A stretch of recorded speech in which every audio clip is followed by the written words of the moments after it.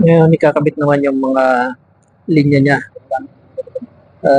Linya ng hydraulic para gumana itong jackhammer.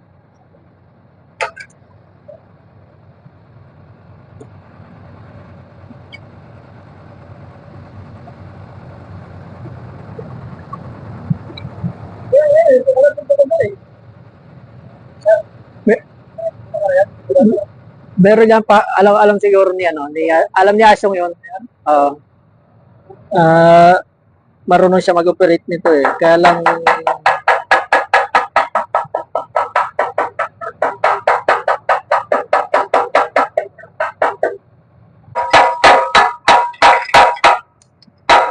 kasi yung pagka kunting dumi lang na pumasok sa bomba, sira ng bomba.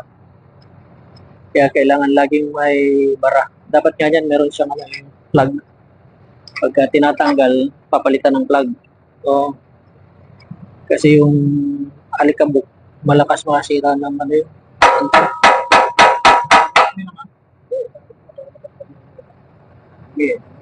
Kung may abot sana ng panghangin na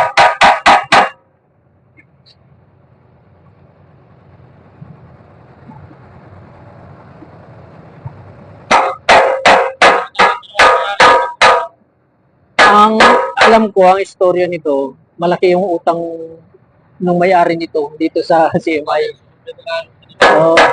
Kaya ito na parang talagang sadyang iniwanan niya na para makabawas sa utang.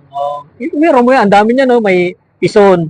Dalawang bako ito, yung isa nandun. Ang problema lang kasi nung isa, yung sa greasing point nung ano, di mabuksan kasi walang yabi. Ayun, hindi siya magamit. Sayang yun. Mas maganda pa ng araw yun eh, kaysa dito, yung isa doon.